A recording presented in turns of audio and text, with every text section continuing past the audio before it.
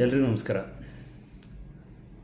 ಈಗ ಹೀಗೆ ವೈಲ್ಡಾಗಿ ಥಿಂಕ್ ಮಾಡ್ತಾ ಇದ್ದಾಗ ನಮ್ಮ ಯೂನಿವರ್ಸ್ ಅಥವಾ ನಾವು ಹೇಗೆ ಹುಟ್ಟು ಬಂದ್ವಿ, ಅಥವಾ ಈ ಭೂಮಿ ಮೇಲೆ ಒಂದೇ ಜೀವಿಗಳಿರೋದ ಅಥವಾ ಬೇರೆ ಕಡೆ ಜೀವಿಗಳಿದ್ದಾವೋ, ಇದ್ದರೂ ಅವು ಇಲ್ಲಿ ಥರನೇ ಇರ್ತಾವೋ ಅಂತೆಲ್ಲ ಕೆಲವೊಂದು ವಿಚಾರ ಬಂದಾಗ ಹೀಗೆ ನನ್ನದೇ ಒಂದು ಥಿಯರಿ, ಬಯಾಲಜಿಕಲ್ ಝೋನ್ ಥಿಯರಿ ಅಂತ ಒಂದು ಮಾಡಿದ್ದೀನಿ. ಈ ಬಯಾಲಜಿಕಲ್ ಝೋನ್ ಥಿಯರಿ ಅಂದರೆ, ಈಗ ಯೂನಿವರ್ಸಲ್ಲಿ ಎಷ್ಟೊಂದು ನಕ್ಷತ್ರಗಳಿದೆ, ಆ ನಕ್ಷತ್ರಗಳ ಸುತ್ತಲೂ ಎಷ್ಟೊಂದು ನಕ್ಷತ್ರಗಳು ಸುತ್ತಲೂ ಇರದೇ ಇರಬಹುದು. ಬಟ್ ಕೆಲವೊಂದು ನಕ್ಷತ್ರ ಅಂದರೆ ಸೂರ್ಯನ ಥರ. ಈಗ ಸೂರ್ಯನ ಸುತ್ತ ಹೇಗೆ ಗ್ರಹಗಳಿದ್ದಾವೆ, ಬಹುತೇಕ ಹೆಚ್ಚಿನ ನಕ್ಷತ್ರಗಳ ಸುತ್ತ ಗ್ರಹಗಳು ಇದ್ದೇ ಇರ್ತವೆ. ಅದು ಚಿಕ್ಕದಿರಲಿ ದೊಡ್ಡದಿರಲಿ, ಅದು ಯಾಕಂದರೆ ಯೂನಿವರ್ಸ್ದ ರೂಲ್ ಅನಿಸುತ್ತೆ. ಯಾಕಂದರೆ ಈ ಒಂದು ಸೂರ್ಯ ಏನು ಸಿಸ್ಟಮ್, ಈ ಸೌರಮಂಡಲ ಇದೆ, ಅದೇ ರೀತಿ ಹಲವಾರು ಈ ಸೂರ್ಯಗಳು ಅಂತ ನಕ್ಷತ್ರನ ಸೂರ್ಯ ಅಂತ ಕರೆದ್ರೆ, ಆ ಸೂರ್ಯನ ಸುತ್ತ ಒಂದಲ್ಲ ಒಂದು ರೀತಿಯಲ್ಲಿ ಒಂದು ಗ್ರಹ ಇದ್ದೇ ಇರುತ್ತೆ. ಸೊ ಅದರ ಮೇಲೆ ಹೇಗೆ ಜೀವಿಗಳು ಬಂದವು, ಹೇಗೆ ಈ ಒಂದು ಭೂಮಿ ಮೇಲೆ ಇಷ್ಟೊಂದು ಗ್ರಹಗಳಿದ್ದಾವೆ ಈ ಸೂರ್ಯನ ಸುತ್ತ, ಆದರೆ ಭೂಮಿ ಮೇಲೆ ಮಾತ್ರ ಯಾಕೆ ಜೀವಿ ಇದೆ ಅನ್ನೋದನ್ನು ನಾವೊಂದು ವಿಚಾರ ಮಾಡ್ತಾ ಹೋದರೆ ಇದಕ್ಕೆ ಎವಿಡೆನ್ಸ್ ಕೊಡೋದು ಕಷ್ಟ ಆಗುತ್ತೆ. ಬಟ್ ಆದರೆ ಕೂತ್ಕೊಂಡು ವಿಚಾರ ಮಾಡಿದಾಗ ನಾನು ಅಂದ್ಕೊಂಡಿದ್ದು, ಈ ಸೂರ್ಯ ನಂತರ ಗ್ರಹಗಳು ಒಂದೊಂದಾಗ ಬರ್ತಾ ಹೋಗುತ್ತೆ. ಅದು ಕೆಲವೊಂದು ಅಂತರಗಳಲ್ಲಿ ಇರುತ್ತೆ. ಸೊ ಈ ಕಡಿಮೆ ಕೆಲವೊಂದು ನಕ್ಷತ್ರಗಳಿಗೆ 1-2 ಗ್ರಹಗಳಿರ್ಬೋದು, ಕೆಲವೊಂದಕ್ಕೆ ಇನ್ನೂ 1000 ಗ್ರಹಗಳಿರ್ಬೋದು, ನಮ್ಗೆ ಗೊತ್ತಿಲ್ಲ ಹೇಗಿರುತ್ತೆ ಅಂತ. ಬಟ್ ಆದರೆ ಒಂದು ನಕ್ಷತ್ರದ ಸುತ್ತ ಅಥವಾ ಒಂದು ಸೂರ್ಯನ ಸುತ್ತ ಗ್ರಹ ಈಗ ನಮ್ಮ ಸೌರಮಂಡಲ ತಗೊಳ್ಳೋಣ. ಸೌರಮಂಡಲದಲ್ಲಿ ನಮ್ಮ ಅರ್ತ್ ಅನ್ನೋದು 4ನೇದಾಗಿ ಗ್ರಹ ಆಗಿ ಬರುತ್ತೆ. ಹಾಗಾದರೆ ಈ ಅರ್ತ್ಗಿಂತ ಒಳಗಡೆ ಇರುವ ಗ್ರಹಗಳಲ್ಲಿ ಮತ್ತು ಅರ್ತ್ಗಿಂತ ಹೊರಗಡೆ ಇರುವ ಗ್ರಹಗಳಲ್ಲಿ 2 ಕಡೆ ಕೂಡ ಯಾಕೆ ಈ ಒಂದು ಜೀವಿಗಳು ಇಲ್ಲ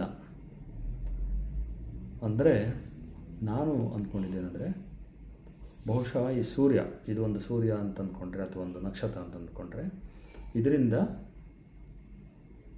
ಈಗ ಗ್ರಹಗಳು ಸುತ್ತಾಗ್ತಾ ಇರ್ತವೆ. ಆ ಗ್ರಹಗಳು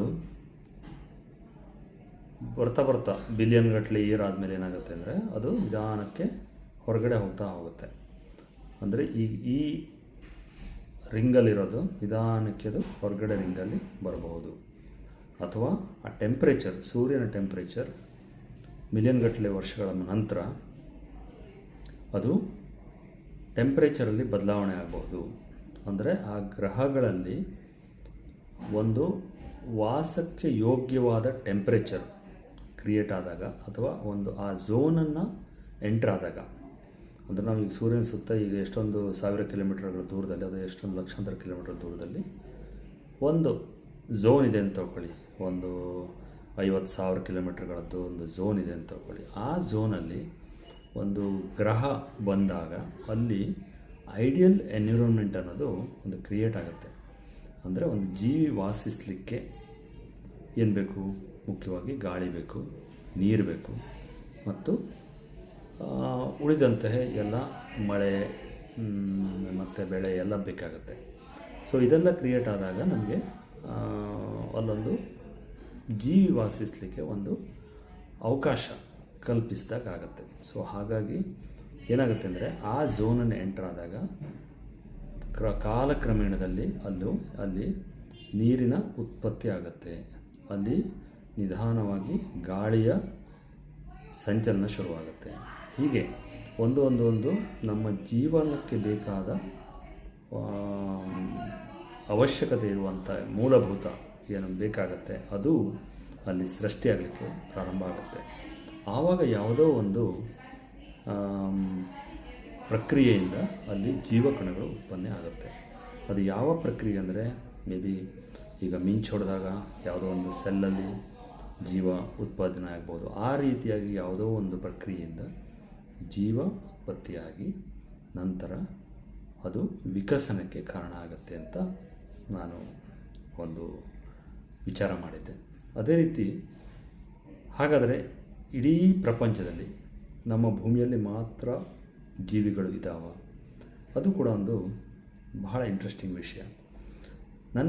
ನನ್ನ ಒಂದು ಥಿಯರಿ ಪ್ರಕಾರ ಹಲವಾರು ನಕ್ಷತ್ರಗಳ ಸುತ್ತ ಇರುವ ಗ್ರಹಗಳಲ್ಲಿ ಜೀವಿಗಳು ಇದ್ದಾವೆ. ಯಾಕಂದರೆ ಈ ಬ್ರಹ್ಮಾಂಡ ಹೇಗೆ ಆಯಿತು ಅಂತ ಯಾರಿಗೂ ಗೊತ್ತಿಲ್ಲ, ಬಟ್ ನಾವು ತಿಳ್ಕೊಂಡಿರುವ ಪ್ರಕಾರ ಒಂದು ಬಿಗ್ ಬ್ಯಾಂಗಿಂದ ಆಯಿತು ಅಂತ ಈಗೆಲ್ಲ ಜನರು, ಸೈನ್ಸ್ ಕೂಡ ಅದನ್ನು ಒಪ್ಕೊಳ್ತಾ ಇದೆ. ಈಗ ಒಂದು ಬಿಗ್ ಬ್ಯಾಂಗ್ ಆಯಿತು ಅಂದರೆ ಹಲವಾರು ನಕ್ಷತ್ರಗಳು ಉತ್ಪಾದನೆ ಆಗುತ್ತೆ, ಆಮೇಲೆ ಅದ್ರ ಸುತ್ತಲೂ ಗ್ರಹಗಳು ಉತ್ಪಾದನೆ ಆಗುತ್ತೆ. ಗ್ರಹಗಳು ಉತ್ಪಾದನೆ ಆಗುತ್ತೆ ಅಂದರೆ ಅದು ಒಂದು ಸೈಡಿಂದ, ಒಂದು ಸ್ಪಾಟಿಂದ ಅಥವಾ ಒಂದು ಏರಿಯಾದಿಂದ ಅದು ಸ್ಪಾಟ್ ಈ ಬ್ಲಾಸ್ಟಾಗಿ ಆಗಿದೆ ಅಂದರೆ ಬಹುತೇಕ ಎಲ್ಲ ನಕ್ಷತ್ರ ಮಂಡಲಗಳಲ್ಲಿ ಕೂಡ ಅದೇ ಧಾತುಗಳು, ಅದೇ ವಸ್ತುಗಳು ಇರುತ್ತೆ. ಬಟ್ ಏನಾಗುತ್ತೆ ಅಂದರೆ ಕಾಲಕ್ರಮೇಣ ಬಿಲಿಯನ್ ಗಟ್ಟಲೆ ಇಯರ್ ನಂತರ ಅದು ಕೆಲವೊಂದು ಚೇಂಜಸ್ ಆಗ್ಬೋದು. ಕೆಲವೊಂದು ಹಾಗೆ ಬರಡು ಭೂಮಿಯಾಗಿ ಉಳ್ಕೋಬೋದು. ಕೆಲವೊಂದರಲ್ಲಿ ಆ ಬಯಾಲಜಿಕಲ್ ಝೋನಿಗೆ ಬಂದಾಗ ಅಲ್ಲಿ ಜೀವಿಗಳು ಉತ್ಪಾದನೆ ಆಗ್ಬೋದು. ಈ ಥಿಯರಿ ಪ್ರಕಾರ ಹೋದರೆ ಬಹುತೇಕ ನಕ್ಷತ್ರಗಳಲ್ಲಿ ಈಗ ಒಂದು 100 ನಕ್ಷತ್ರ ತಗೊಂಡ್ರೆ ಅದರಲ್ಲಿ ಅಟ್ಲೀಸ್ಟ್ 1-2 ನಕ್ಷತ್ರಗಳ ಸುತ್ತಮುತ್ತಲು ಈ ಜೀವಿಗಳು ಇರುವ ಸಾಧ್ಯತೆ ಇದೆ. ಹಾಗೆ ಎಷ್ಟೊಂದು ಬಿಲಿಯನ್ಸ್ ಆಫ್ ಸ್ಟಾರ್ಸ್ ಇದೆ. ಅದು ಈ ಯೂನಿವರ್ಸನ್ ವಿಸ್ತಾರವನ್ನು ಯಾರು ಹೇಳಲಿಕ್ಕೆ ಆಗೋದಿಲ್ಲ. ಅದು ನಮ್ಮ ಬ್ರೈನ್ ಇನ್ನೂ ಅಷ್ಟು ಡೆವಲಪ್ ಆಗಿಲ್ಲ. ಹಾಗಾಗಿ ಈಗ ಇರೋ ಒಂದು ವಿಚಾರದಲ್ಲಿ ನಾವು ಮಾಡೋದಾದರೆ ಹೇಗೆ ಒಂದು ಜೀವಿ ಉತ್ಪತ್ತಿ ಆಗಬಹುದು ಮತ್ತು ಹಲವಾರು ಜಾಗಗಳಲ್ಲಿ ನಮ್ಮದೇ ರೀತಿಯ ಜೀವಿಗಳು ಇರಬಹುದು ಅನ್ನೋದಕ್ಕೆ ಈ ರೀತಿ ಒಂದು ನಾನು ವಿಚಾರ ಮಾಡಿದ್ದೆ. ಇದನ್ನು ನಾನು ಬಯಾಲಜಿಕಲ್ ಝೋನ್ ಥಿಯರಿ ಅಂತ ಕರೀಲಿಕ್ಕೆ ಇಷ್ಟಪಡ್ತೀನಿ. ಯಾಕಂದರೆ ಆ ಝೋನಿಗೆ ಎಂಟರ್ ಆದಾಗ ಒಂದು ಗ್ರಹ ಸೂರ್ಯನ ಸುತ್ತ ಒಂದು ಅಥವಾ ನಕ್ಷತ್ರದ ಸುತ್ತ ಒಂದು ಆ ಝೋನಲ್ಲಿ ಎಂಟರ್ ಆದಾಗ ಅಲ್ಲಿ ಜೀವಿಗಳು ಉತ್ಪತ್ತಿಯಾಗುತ್ತವೆ. ಇದನ್ನು ಪ್ರೂವ್ ಮಾಡಬೇಕು. ನೋಡೋಣ, ಹೀಗೊಂದು ವಿಚಾರ ಬಂದಿತ್ತು, ಜಸ್ಟ್ ಅದನ್ನು ಪ್ರಸ್ತುತಪಡಿಸ್ತಾ ಇದ್ದೀನಿ. ನಮಸ್ಕಾರ.